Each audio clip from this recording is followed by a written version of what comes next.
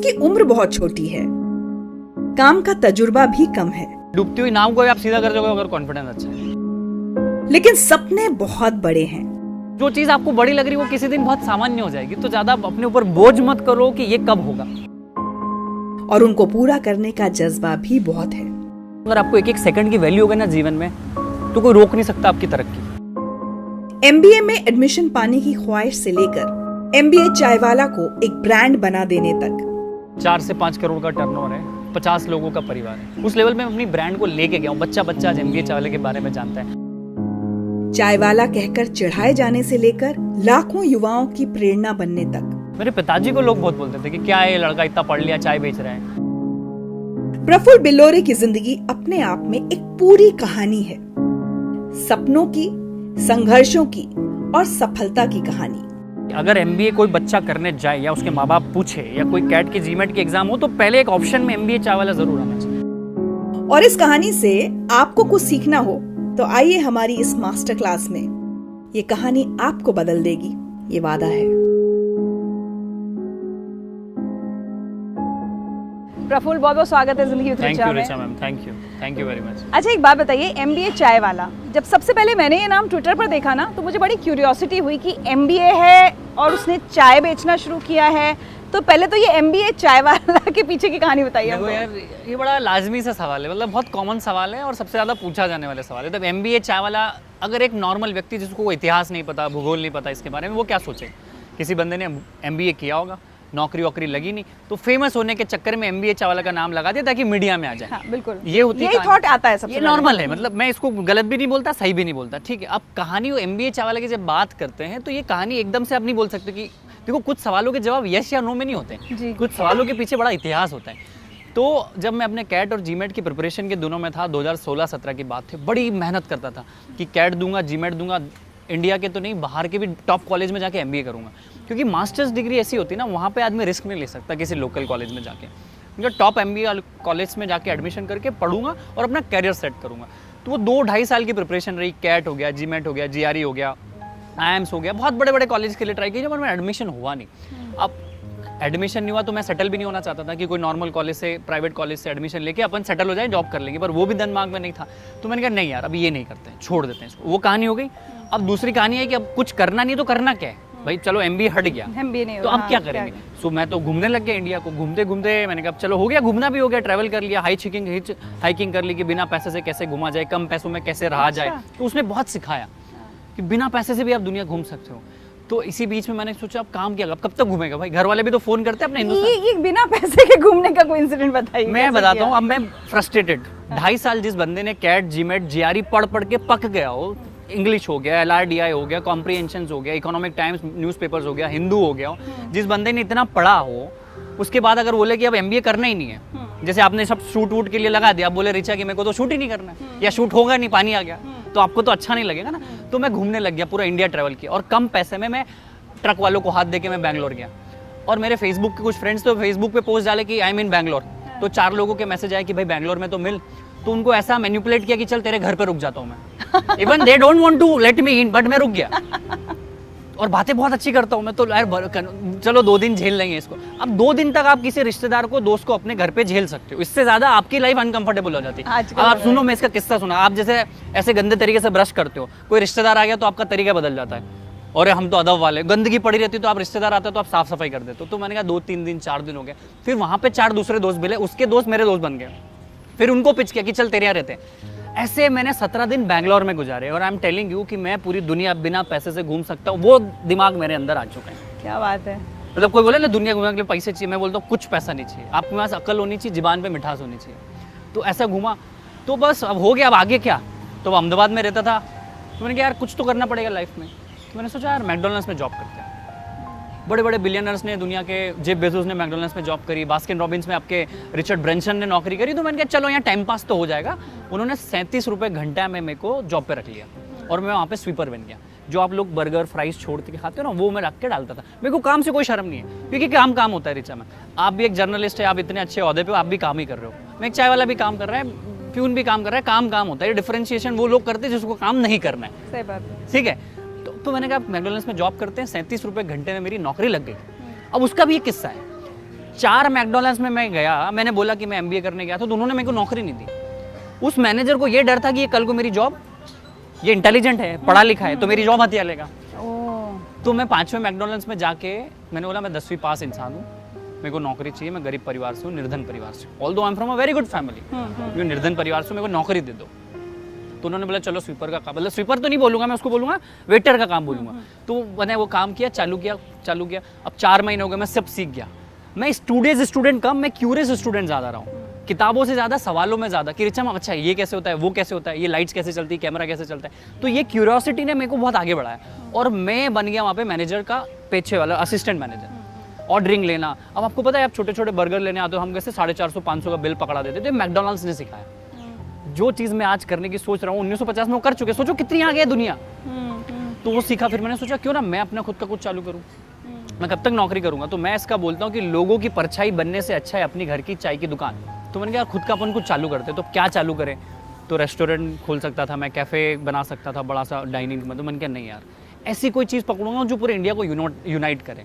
देखो पंजाब का पराठा पूरे इंडिया में नहीं चलता है, खाते हैं शौकिया तौर पे, समोसा पूरे इंडिया में नहीं चलता है, वड़ा पाव पूरे इंडिया में नहीं चलता, पर चाय एक ऐसी चीज़ है पूरे हिंदुस्तान में हर समय हर जगह होती है। अलग अलग स्वाद की हो भले, पर लेकिन चलेगी। हाँ। जैसे हम लोग चाय पे बैठे, कोई कड़क मीठी पीता है, कोई साधारण पीता है, कोई ऊंची पीता है, मतलब इट डिपेंड्स, इट ओके, बल है तो चाय। तो उनका चाय एक ऐसी चीज़ है हिंदुस्तान में पूरे हमेशा हर जगह होती है, अच्छा हो बुरा हो गलत हो कुछ भी हो, डील हो रही हो, कोई दंगे हो रहे, चाय तो इज ऑलवेज भी देयर। तो उनके चाय को पकड़ लो, अपन ने जीवन पकड़ लिया चाय का, इंडिया रन्स ऑन चाय। उनके चाय पकड़ते ताकि पूरे इंडिया में एक्सपांड कर सकूँ। तो उन्होंने सब क्या करूँ भाई, ठीक है बड़ा रेस्टोरेंट डालने का सोचा।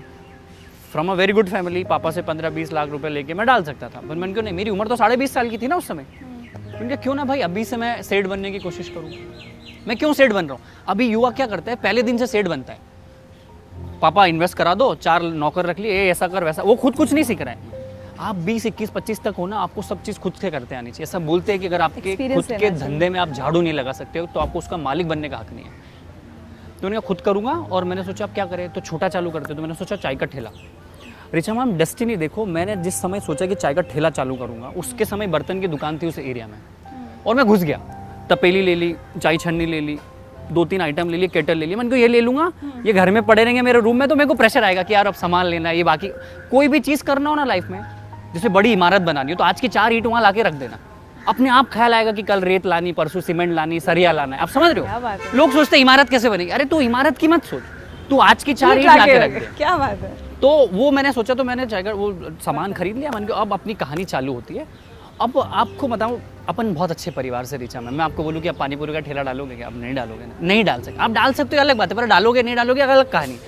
50 दिन लगे वो सामान को इकट्ठा, तो 5 दिन में कर लिया, पर वो हिम्मत वो ऐसी टेबल लेना, उस पर जाके चाय बनाना पसीने में। चलो 6 मिनट 10 मिनट 15 मिनट 20 मिनट के लिए बनाना कोई इवेंट में, तो चलो शौकिया तौर पे बच्चे बना लेते हैं, आजकल स्कूलों कॉलेजों में इवेंट्स होती है। पर रेगुलर करना उस जगह पे जहाँ पे मच्छर है, पानी आ रहा है, कोई आके लोग चिल्ला रहे हैं, समझ रहे हो। पर मेरा ड्रेस कोड हमेशा से ऐसा रहता था, बातें अच्छी करता था। तो मैंने चाय का ठेला 50 दिन लगे मेरे को वो साहस पैदा करने में कि अब मैं चाय का ठेला के लिए रेडी हूँ। पहले दिन चाय बनाते, कभी घर में भी ना, कभी घर में चाय बनाई ना, कभी घर में झाड़ू लगाई। पहले दिन चाय जली, अदरक ज़्यादा, शक्कर ज़्यादा, चाय पत्ती का, वो सब हो गया। पर मैंने जितनी पढ़ाई कैट जीमेट की पढ़ी थी, इकोनॉमिक्स पढ़ा था, जियोपॉलिटिकल पढ़ा था, दुनिया देखी थी, दुनिया सीखी थी, वो सब मैंने चाय बेचने में लगा दी। तो क्या हुआ, मैंने शुरू दिन से सर्विंग कैसा किया, ट्रे लिया, टिश्यू पेपर, एक रस, एक विजिटिंग कार्ड जिस पे कुछ अच्छी कहानी लिखी होती, छोटा, hold the vision, trust the process, अटल, लगे रहो, ऐसे छोटे छोटे कोट्स, पॉजिटिव कोट्स। तो वो लगा, और टोस्ट, और ऐसे करके मैं सर्व करता था। सो पहले दिन कोई लोग नहीं आए, ऐसा चाय का ठेला मैंने साइड में चालू किया। अब मेरे पास कोई आएगा थोड़ी, मेरे को 4 सिंह थोड़ी कि मेरे पास लोग आएंगे। अब जैसे आप कार में बैठे हो तो मैं लोगों के पास गया, आपका कांच बंद, एसी चल रहा, हाय, तो कांच नीचे आया, hey my name is Praful Billore, I started my चाय का business today only, would you like to taste my tea, I make awesome चाय, that's how I started my pitch। तो इसमें एक सीख है कि लोग आपके पास नहीं आ रहे तो आप लोगों के पास चले जाओ भाई, किसी एक को तो आना जाना पड़ेगा, नहीं तो संवाद ही नहीं होगा, कन्वर्सेशन नहीं होगा, बिजनेस नहीं होगा। तो मैं ऐसे करके चले गया। शुरू दिन मैंने 10 चाय बेची, एक चाय की कीमत थी 30 रुपये, 300 रुपये का धंधा किया। चाय इतनी शिद्दत से बनाई थी और इतनी शिद्दत से मैं सर्व करता था जितनी शिद्दत से ना आपकी पत्नी ना आपकी माँ ने आपको चाय पिलाई होगी, इतनी इज्जत से। लोगों को पसंद आई। तो जैसे मैं आपको बोलूँ कि हे रिचा, आई स्टार्टेड माई चाय का business would you like to taste my tea? तो आप बोले ये चाय वाला कौन है रोड पे? भाई कोई बड़े कैफे से आप एक्सपेक्ट नहीं करोगे, वो तो बोलेगा, बट एक रोड साइड चाय वाला पानीपुरा अगर अंग्रेजी में आपसे बात करे तो you would be shock to know, अरे भाई तुम्हारी कहानी और ट्राई करना चाहेंगे। सो वो 10 लोगों ने पूछा ये सब बातें चल रही है, तो वो 10 लोग वापस अगले दिन आ गए। सिंस मेरा 9 से 3 मैकडोनल्ड्स में जॉब होता था, मैं शाम को 6:30-7 बजे से रात की 12 बजे तक लगाता था, फिर अगले दिन वही था। तो वो होता गया, फिर फैमिली का प्रेशर आया कि भाई MBA, तो मैकडोनल्ड्स छोड़ के एक प्राइवेट कॉलेज में MBA में एडमिशन लिया, जस्ट बिकॉज कि मेरे पिताजी को बोल सकूँ कि मैंने MBA में एडमिशन ले लिया। कुछ झूठ अच्छे भी होते हैं भाई, चलो ठीक है। तो MBA में एडमिशन ले लिया, 7-8 दिन पढ़ाई करी और छोड़ दिया। मेरे को वो नहीं मज़ा आ रहा था, क्योंकि जिस कॉलेज में मुझे जाना था वो मुझे मिला नहीं। आपको है ना कि आप एक जोन में होते हो, उसके बाद आप जैसे आप 5 स्टार में रुक गए तो आपको छोटे मोटे होटल्स अच्छे नहीं लगेंगे, आपने अपना एक स्टैंडर्ड बना ली। तो वो मेरे साथ हुआ, कुछ नहीं, चाय का ठेला चल रहा है, चीज़ें हो रही है। शुरू के 2.5 महीने 3 महीने कोई नाम ही नहीं था चाय के ठेले का। मैं कहानी पे आ रहा हूँ, MBA चाय वाला कहाँ से आया, इसलिए मैं पूरा आपको सारांश बता, क्योंकि इसका जवाब मेरे पास एक शब्द में नहीं, एक वाक्य में नहीं है। तो वहाँ पे मैंने फिर क्या किया, कुछ नाम नहीं, मैंने उसका नाम रखा मिस्टर बिल्लोरे, BILLORE। अब बिल्लोरे से बिलियनर का मैचिंग होता है। बिलियनर को अगर आप देखोगे तो सबकॉन्शियस माइंड उसको बिल्लोरे बोलता है, बिलियनर बोलता था। लोग मैं बोलता था बिलियनर के पास चलते हैं, बिलियनर क्या चाय पीने चलते हैं, बिल्लो रानी क्या चलते हैं, कोई बिल्लोरी कांच बोल रहा था, तो मेरा मजाक उड़ रहा था। तो मैंने कहा ये गलत है। तो मैंने कहा नहीं यार, एक काम करते हैं। रात को मैं सोच रहा था कि क्या नाम रखूँ, क्या नाम रखूँ। इतने बीच में 3.5-4 महीने में मेरी एक ब्रांडिंग हो गई थी कि बंदा MBA के लिए जा रहा था, चाय चालू कर दिया। तो वो बोल रहे MBA वाले क्या चलते रहे, वो MBA वाले क्या। वो नाम वो है जो दुनिया आपको दे, जो शुरू का नाम है ना वो माँ बाप ने दे दिया, बाकी की जो पहचान है ना वो दुनिया बनाती है। तो वो MBA चाय वाला बोलते थे, वो बिल्लोरे क्या चलते हैं। तो मैंने मिस्टर बिल्लोरे के आगे लगा दिया अहमदाबाद। तो मिस्टर का M, बिल्लोरे का B और अहमदाबाद का है। तो मैंने अपनी खुद की MBA बना दी। ठीक है, तो मास्टर्स ऑफ बिजनेस एडमिनिस्ट्रेशन नहीं है, का कोई लेना नहीं, इसका कोई लेना नहीं। और मैं ना उसका ट्रेडमार्क लेना चाहता हूँ, मैं उसको धन्यवाद देना चाहता हूँ कि भाई मैंने अपना खुद का MBA बनाया है। तो ये कहानी है। प्रफुल्ल, मैं देख रही हूँ आपकी बातों में इतना एंथुजियाज्म है, इतने जोश के साथ आप बातें करते हैं, लेकिन एक कॉन्ट्रास्ट भी मैं देख रही हूँ। जैसे किसी बच्चे का कोई अगर सपना होता है कि उसको एक्टर बनना है या डॉक्टर बनना है या MBA करना है, तो वो बहुत वक्त देता है उस सपने को, ठीक है। आपको ऐसा नहीं लगता कि 2 साल की तैयारी में आप सिलेक्ट नहीं हुए तो आपने कहा बस हो गया, बहुत जल्दी अपने सपने को छोड़ नहीं दिया आपने? बहुत अच्छा सवाल, ये किसी ने नहीं पूछा मेरे को कि आपको और ट्राई करना था भाई। अगर वाकई में MBA आपका सपना था तो और करते, या तो आपने कोई कहानी बुनी, या तो उतनी शिद्दत नहीं थी, या तो प्यार, वो प्यार नहीं था जिसमें आपको प्यार मिला नहीं। बात बहुत सही है, पर मुझे एक समय के बाद पता चल गया कि मैं कैट नहीं दे पाऊंगा। क्यों? क्योंकि वो लेवल का एक्यूमेंट मेरा नहीं हो सका। देखो 92-93 परसेंटाइल तक मैं पहुंचा। अब कैट IIM के लिए आपको चाहिए 99-100 परसेंटाइल, पर 92 से 100 की जो जर्नी है वो बहुत जबरदस्त खतरनाक है, वो मैं नहीं झेल पाया। मैं स्वीकार करता हूँ कि मैं हार गया, पर मैंने स्वीकार लिया। अगर आप when you know you don't know, you have better chances of learning. अगर मैं अंधाधुंध मुझे पता है कि मैं नहीं पहुंच रहा हूँ, अगर आप रेगिस्तान में दौड़ रहे हो तो दौड़ किस काम की, रुक जाओ ना, ठहर जाओ ना। वो था। But was that acceptance difficult कि नहीं कर पाऊंगा? मुझे ऐसा लग रहा था कि फिर एक मैं थोड़ा, मेरे में गुजराती दिमाग भी है कि कैलकुलेशन में देख रहा था कि मैं 1 साल का गैप ले चुका था, फिर 1 साल का और गैप होता, फिर 2 साल का MBA होता, मतलब 4 साल प्लस 20 लाख का इन्वेस्टमेंट। आप रिटर्न देखो, 20 साल मतलब 4 साल के बाद 20 लाख का मेरा जॉब कितना लग रहा है, मेरा ROI क्या होगा, मेरा जीवन EMI में तो नहीं चले जाएगा। क्योंकि मैं अहमदाबाद से हूँ, मेरी जॉब लगती दिल्ली में, मुंबई में, बैंगलोर में, हैदराबाद में, चेन्नई में, वहाँ का लाइफस्टाइल, लाख रुपए की सैलरी होती, लोग 80,000 रुपये का EMI भरते हैं। आप कैलकुलेशन समझ रहे हो? तो रिक्शा में मैं छोटा सा सुझाव देता हूँ, अगर आपको लाइफ में सीखना है तो अपने उम्र से 3-4 साल बड़े लोगों से दोस्ती करो। या तो वो पैसे में बड़े होने चाहिए, या दिमाग में बड़े होने चाहिए, उम्र में बड़े होने चाहिए, अनुभव में बड़े होने चाहिए, तो वो आपको सिखा पाएंगे। अब मैं अपनी उम्र के बच्चों से बात करूंगा तो क्या बात होगी, वहाँ खाने चले, वो लड़की का या लड़के का नंबर है, आप समझ रहे हो क्या बातें होगी, वो मूवी देखी, वो गाना भेजना मेरे को, वो वीडियो भेजना। पर मैं अपने से 4 साल उम्र दराज बंदे से बात करूंगा तो वो मेरे को 4 चीज़ सिखाएगा, अरे प्रफुल्ल ये क्या पागलपंती कर रहा है, ऐसे टाइम वेस्ट मत कर। तो मेरी दोस्ती हमेशा से मेरी उम्र के लोगों के साथ नहीं रही। हालांकि आज उल्टा हो रहा है, मैं बता दूं, लगभग मेरे से आधी उम्र के होंगे ये, लेकिन ये जब से इंटरव्यू शुरू हुआ इसे मुझे सिखा रहे हैं। तो ये आपने अपनी बात गलत कर दी। तो मतलब यू कैन लर्न फ्रॉम, छोटे लोगों से सीख सकते हो उम्र के, पर आप मेजरली, हाँ वो समझ रहा हूँ मैं। अब यहाँ पे आपका बड़प्पन है कि आप मुझसे सीख रहे हो, यही तो सीखना है कि आप किससे सीख रहे हो, आपका टाइम कहाँ इन्वेस्ट हो रहा है। अगर आपको एक चीज़ मैं आपको बताऊँ, अगर आपको 1-1 सेकंड की वैल्यू होगी ना जीवन में, तो कोई रोक नहीं सकता आपकी तरक्की। आपको पता ही नहीं आप किस धुन में चल रहे हो। तो मेरा यही था कि मैं IIM वालों, जो IIM में ऑलरेडी पढ़ रहे थे, IIM अहमदाबाद में, IIM रांची में, IIM कलकत्ता में, उन बच्चों के साथ मैं फेसबुक लिंक्डइन पे कनेक्टेड था। मैं उनसे सवाल पूछता था कि अच्छा अभिषेक भाई आपने एडमिशन हो गया, आप क्या बोले प्रफुल्ल लाइफ ऐसी है यार, कुछ ऐसा खतरनाक नहीं है। तो मैं बोल रहा हूँ कि जो सपने आज लग रहे हैं ना, वो हो सकता है 3-4 साल बाद नॉर्मल ऐसी हो जाए। तो सपने, आइडियाज, आदर्श ये ना समय के साथ बदलते रहते हैं। तो किसी चीज को आप ऐसा मत सोचो कि ये, और कोई अमाउंट अगर आपको बहुत बड़ी आज लग रही हो सकता है 3-4 साल बाद बहुत छोटी लगे। तो टेम्पररी चीजों को देख के परमानेंट डिसीजन मत लो। तो वहीं से मेरे को ख्याल आ गया कि मेरी जर्नी आगे नहीं जा सकती, ये EMI बैठेगी नहीं, मेरे को ऐसी लाइफ नहीं जीना। मेरे को लाइफ में हमेशा से कुछ देने वाला, करने वाला बनना था, बड़ा करना था। लेकिन ऐसा भी था कि आपने बहुत समय जब ये चाय का ठेला लगाना शुरू किया, और इवन मैकडॉनल्ड्स, आपने जो काम कर रहे हैं वो आपने अपनी फैमिली से छुपाए थे, वो क्यों? छुपाना ही पड़ेगा ना। एक तो इंडियन पेरेंट्स को डाइजेस्ट ही होती ना चीज़ें, ऑड तो प्रिपरेशन कर। देखो क्या होता है ना, हिंदुस्तानी माँ बाप जो होते हैं ना, आपके बच्चों को लाखों रुपया दे देंगे पढ़ने के नाम पर, आपको अगर वही प्रैक्टिकल नॉलेज के लिए कि नौकरी करना पड़े तो वहाँ वो बोलेगा कि तू गलत कर रहा है, क्योंकि उन्होंने खुद ने उस चीज़ की वैल्यू ना समझी ना। जिसने इस चीज़ की वैल्यू समझे, मैं अपने बच्चों को तो मैं बोल दूंगा कि तू नौकरी ये बाद में करना, तू कहीं काम कर ले तो तेरे को 4 चीज़ें ज़्यादा समझ आएगी, क्योंकि मुझे पता है। तो मैं नहीं बोल पाया। अगर मैं उनको बोलता तो वाद विवाद होता, वो चिल्लाते, धमकाते, डराते, मम्मी को आगे ले आते, इमोशनल ब्लैकमेलिंग हो जाती। वो मेरे डिसीजन को मैनिपुलेट करना चाहते, क्योंकि क्या होता है ना, इंडियन पेरेंट्स, आपका बच्चा अच्छा बने ना बने, और वो चाहते कि बुरा ना बने। उस डर के चक्कर में वो आदमी आगे नहीं निकल पाता है। आप समझ रहे हो, छोटी सी 3 लाइन है। तो क्या क्या झूठ बोलने पड़े आपको उनसे? कि MBA कर रहा हूँ, MBA एडमिशन ले लिया, 50,000 की फीस भर दी, 7 दिन में बाहर आ गया, पर उनको 6 महीने ऐसा ही लगा कि मैं एडमिशन चल रहा है मेरा। दूसरा कि वो पैसे मैंने लिए थे कुछ 15-20 हज़ार रुपये, उससे मैंने चाय का ठेला डाला। वो मैंने बोला था मैं कोई कोर्स कर रहा हूँ इंटरनेशनल। ये अच्छे झूठ हैं। कुछ झूठ बोलना पड़ते हैं भाई, क्या करोगे? आपको पता है कि आपका झूठ आगे जाके सच होने वाला है, चीज़ें बदलने वाली, तो कुछ झूठ अच्छा बोल दो ना, क्या दिक्कत है?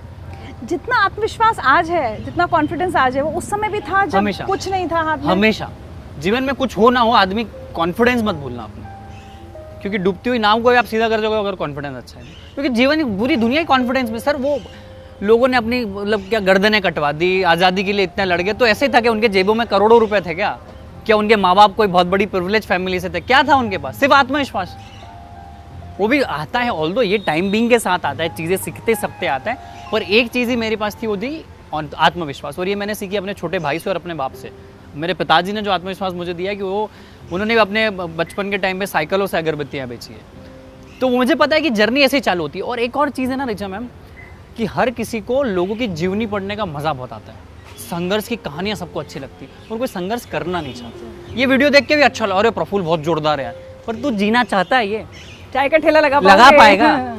10,000 लोग अभी तक आ चुके हैं मेरे से व्यक्तिगत रूप से मिलने हैं कि मैं चाय का ठेला या कुछ ऐसा छोटा बिजनेस कैसे चालू करूँ। कोई एक रिपीट नहीं आया जिसने बोल दिया कि मैंने प्रफुल्ल भाई कर दिया है। सुनना अच्छा लगता है सबको, 2-4 दिन फील गुड होता है। वो कर दो ना, कर्म तो करना पड़ेगा। स्टोरियाँ सुनने से, वीडियो देखने से अगर दुनिया पलट जाती तो मैं वही करता हूँ, ये छोड़ देते हैं। फिर जब पापा को पहली बार पता चला कि दरअसल ये MBA वगैरह हो नहीं रहा था, MBA चाय वाला बन गया है मेरा बेटा, तो क्या था घर में सीन? ये ऐसे इनडायरेक्ट पता चला। मेरी एक डॉक्यूमेंट्री बनाई थी सेफ्ट यूनिवर्सिटी के बच्चों ने अहमदाबाद में, वो वायरल हो गई। हेडिंग था MBA चाय वाला, तो बहुत, तो वो किसी को थर्ड पार्टी ने भेजी कि तो अपना प्रफुल्ल दिख रहा है। बोली हाँ ये क्या कर रहा है, मेरे को तो पता ही नहीं है। और उन्होंने एकदम से मेरे को चिल्लाया। मम्मी पापा ने फ़ोन किया, क्या कर रहे हैं, हमको तो बहुत उम्मीद थी, तू कैट GMAT की प्रिपरेशन कर रहा था, तो हम तो समाज में बोलते थे कि भाई तू तो बहुत बड़े कॉलेज में जाएगा, ये करेगा, इस कंपनी में नौकरी करेगा, ताकि हम प्राउडली बोल सके मेरा बेटा उस कंपनी में नौकरी कर रहा है। तो वो हजम होती नहीं है हिंदुस्तानी पेरेंट्स को। बट आज खुश है, खुश है वो यार, खुश है, प्राउड है। आज मेरी MBA चावला की वजह से उनको लोग और समाज में जानने पहचानने लगे, जिक्र हो जाता है प्रफुल्ल का, MBA चावला का, तो इससे ज़्यादा क्या चाहिए? बहुत है ना यार। और मैं तो अपने परिवार की खुशी को अपनी खुशी मानता हूँ, अपनी खुशी को अपनी परिवार की खुशी मानता हूँ, क्योंकि अगर आप बहुत सफल हो गए, बहुत आपके करोड़ों अकाउंट में बैलेंस में आ भी गया और आप अकेले पहुँच गए, तो वो भी मेरे को सक्सेस नहीं चाहिए। तो एक बात बताइए, आप तो मध्य प्रदेश के रहने वाले हैं ना? मैं बेसिकली हूँ धार का। धार जो कि इंदौर से 80 किलोमीटर दूर एक जिला है, वहाँ पे है लबरौदा, वहाँ पे मैं पैदा हुआ हूँ। धार से हूँ मैं। छोटा सा कस्बा है, बिल्कुल छोटा सा कस्बा है, जहाँ पे वही सब हवाबाजी, गाड़ियों को यूं करना। हमारे यहाँ ओलंपिक में कोई मेडल नहीं है, पर वहाँ सब जो चौराहे पे, हमारे यहाँ सब नेता चौराहे पे मिल जाएंगे, बड़े बड़े दादा पहलवान सुरमू ऐसे ऐसे चलते हैं यूँ, पर हमारा कोई ओलंपिक में एक भी मेडल नहीं उस कैटेगरी को लेके। सो जितनी हवाबाजी लोग दिखाते, मेरे को समझ नहीं आते कि उनका एड्रेनल, डोपामाइन को वो रोड पे ही सब क्यों व्यक्त कर देते हैं। तो वो वाले क्षेत्रों से हम लोग हैं, और इस चीज़ को मैं समझता हूँ कि वो अपनी एनर्जी को, अपने दिमाग को, अपने संयम को, अपने समय को और अपने पैसों को गलत जगह वेस्ट कर रहे हैं, जिसका मुझे दुख भी होता है। तो फिर मध्य प्रदेश धार से गुजरात अहमदाबाद ये सफर कब और मैं कैसे प्रिपरेशन हुआ? कैट जीमेट की कर रहा था, मैंने आपको बताया, तो वो इंदौर से मैं कर रहा था। 2.5 साल हो गए मेरे को। फिर वहीं से तो मैंने ट्रैवलिंग छोड़ दी, इंदौर छोड़ दिया मैंने, मैं ट्रैवल करने लग गया।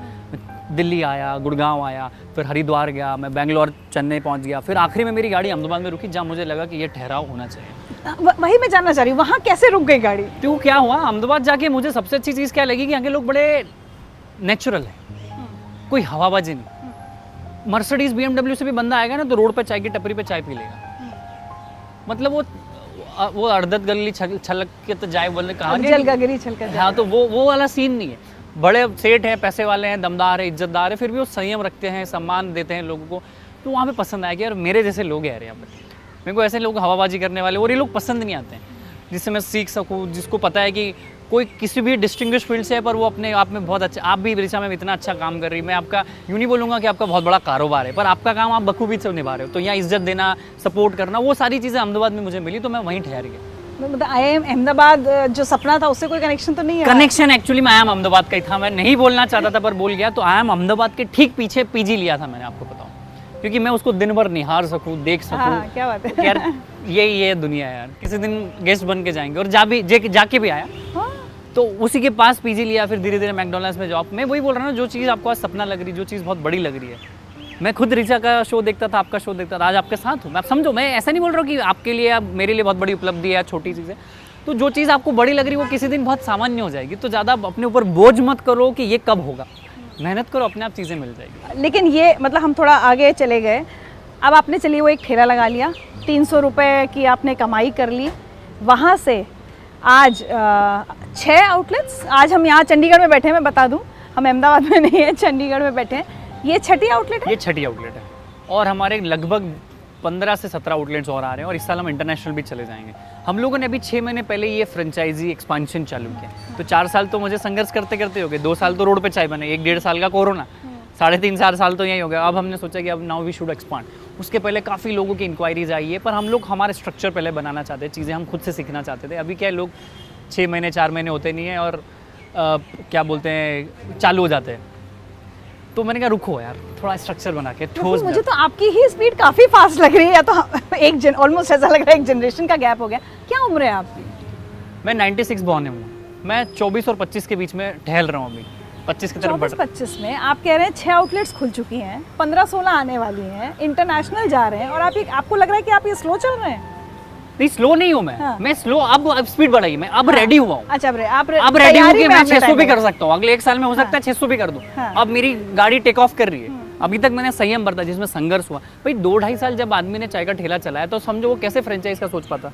मैं आपको बताता हूँ, क्योंकि मैं उस परिवार से आता हूँ ना जहाँ पे इंटरनेशनल एक्सपांशन, नेशनल एक्सपांशन तो सपनों में भी किसी ने नहीं सोचा था। फ्रेंचाइज क्या होती थी हमें तो वर्ड ही नहीं एक दुकान है या घर का जो बिजनेस है वो चल रहा है, बस वो माइंडसेट से था ना। तो 2 साल तो मेरे को सीखने में लग गया कि फ्रेंचाइज कैसे होती है, प्रोडक्ट कैसे बनते हैं, सप्लाई चेन कैसे बनती है, लोगों को हायर कैसे किया जाता है, वर्ल्ड लेवल की चीज़ें कैसे चलती है। ये तो सीखने में ही हो गया ना।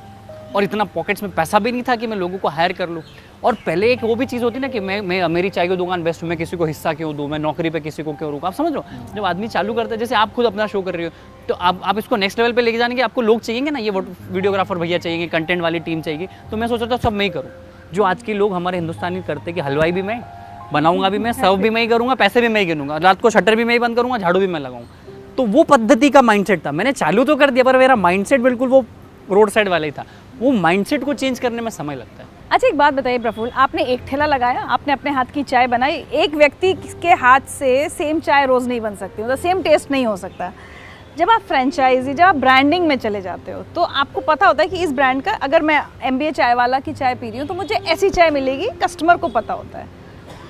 और हमने ब्रांडिंग अगर चाय की देखें तो पहली बार इंडिया में चायोज का चायोज चाय पॉइंट ने बहुत अच्छा काम किया। वो तो हमें हमारे सिखाते हैं, मैं उनको ही सीखता हूँ, नितिन भाई से, राघव भाई से बहुत चीज़ें सीखता हूँ मैं। तो अब आपने कैसे ये ब्रांडिंग, मतलब आप क्या कर रहे हैं उसको वो करने के लिए कि स्वाद भी बिल्कुल पता रहे? तो कुछ सबसे बड़ी चीज़ तो हिंदुस्तान में पल पल पे भाषा बदले, कोस कोस पे पानी, ऐसा कुछ है वो भी मैं बोल नहीं पा रहा हूँ, पर मुझे ख्याल है वो चीज़ से। तो ये चाय भी ऐसी चीज़ है, हर 10-15 किलोमीटर पे चाय का टेस्ट बदल जाता है, लोगों को पीने का तरीका बदल जाता है। कोई कड़क पीता है, कोई मीठी पीता है, कोई फीकी पीता है, कोई कम दूध की, कोई ज़्यादा पानी की। तो वो चीज़ के लिए हम लोग वहाँ के पर्टिकुलर शहर के लिए पहले तो रिसर्च करते हैं कि भाई चंडीगढ़ चाय कैसे पीता है। चंडीगढ़ चाय ऐसे पीता है तो हम हमारी एक रेसिपी बनाएंगे कि मानो ये एक चाय है, अब इसमें मानो 100 ml की चाय है तो 80 ml दूध लगेगा, 10 ml पानी लगेगा, 4 ग्राम शक्कर लगेगी, 5 ग्राम चाय पत्ती बनेगी, बस हो गया काम। इतने सेकंड उबालना है, बन गई चाय। इतनी कंसिस्टेंसी है। पर आज भी मैं बोल रहा हूँ, खुले मन से आपको बोल रहा हूँ कि इसमें दिक्कतें आती है।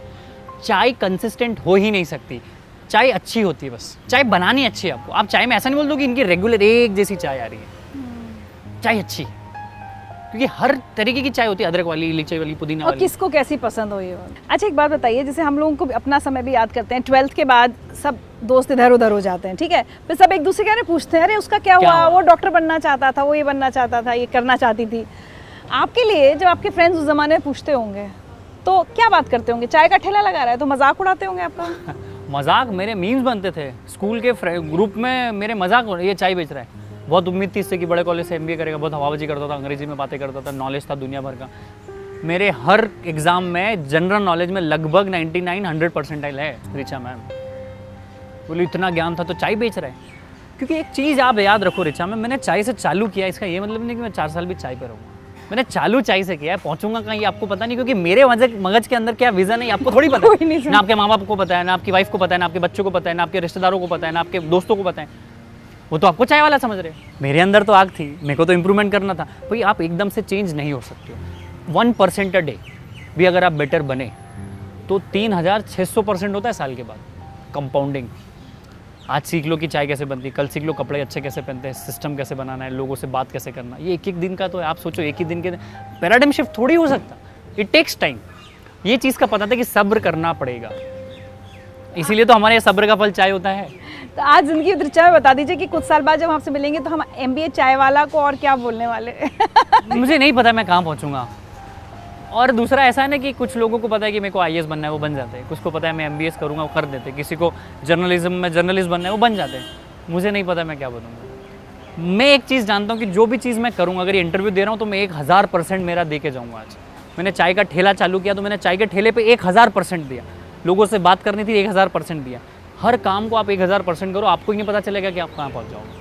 और इसको इत्तेफाक कहें या आप मतलब आपने इसके पीछे सोचा कि 2014 में चुनाव के समय मोदी जी को लेकर जो चाय वाला इतना एक फेमस हो गया, बात कंट्रोवर्सी हो गई, उसका लोगों ने इस्तेमाल कर लिया, उसके साथ उसके बाद आप चाय वाला हो गए? देखो अभी क्या हो रहा है ना कि उनके आने से हमें भी माइलेज मिला है।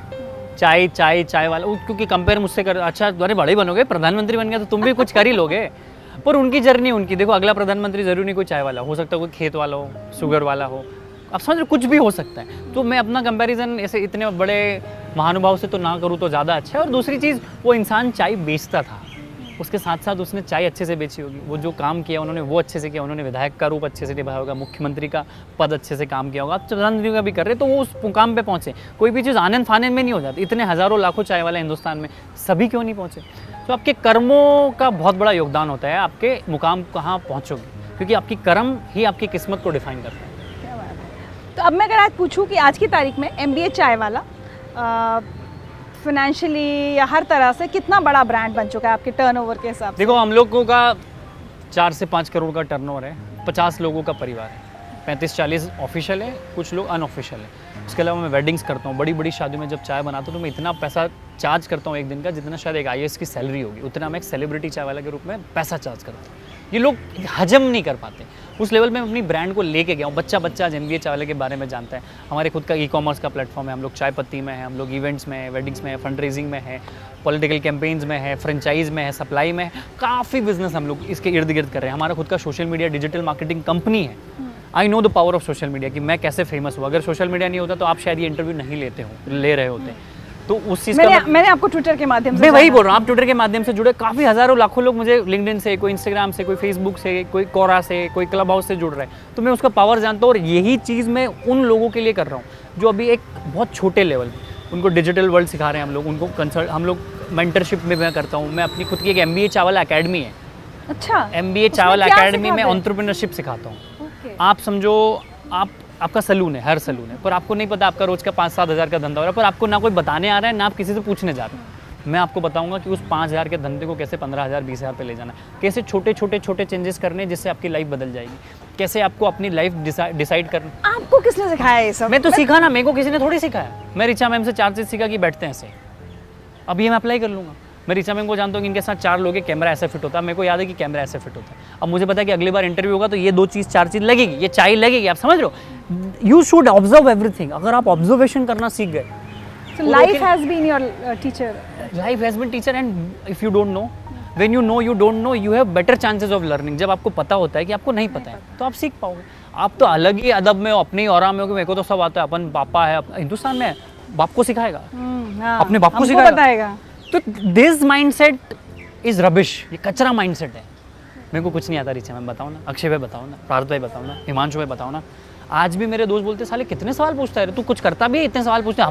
हमको कभी कभी ऐसा फील होता है कि इतने सवाल क्यों पूछते हैं। और मैं आपसे 10 बातें कर रहा हूँ, कोई एक लाइन, कोई एक बात मेरे को इतनी दूर ले जाएगी ना, उसका कोई जवाब ही नहीं है मैम। भाई समुद्र है, हीरे की खोज करना है ना आपको, अगर खदान में से, तो खदान के बाकी चीज़ों को साइड, हीरे पे फोकस करो ना।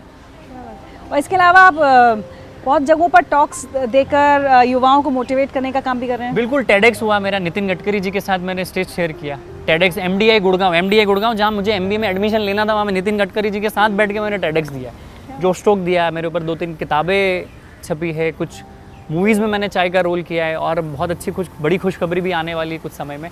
तो वो सारी, मुझे तो लग रहा है मैं आपके ऊपर ही फिल्म बनते दिख जाएगी। फिल्म बनते हुए आपके मुंह में घी शक्कर और थोड़ी सी चाय, नहीं घी शक्कर नहीं, थोड़ी सी चाय, मतलब मीठी चाय, अगर ऐसा हो जाता तो बहुत ही अच्छा है। भगवान का शुक्रगुजार होगा। मुझे पता नहीं कि मैं डिजर्व करता क्यों नहीं करता हूँ, पर मैं अपने काम को बखूबी निभा रहा हूँ, तो शायद इसीलिए मुझे इज्जत मिल रही, प्यार मिल रही, मोहब्बत मिल रही है लोगों से। इतने अच्छी बातों के बीच प्रफुल्ल, अगर मैं पूछूं कि पिछले 4-5 साल का जो सफ़र रहा,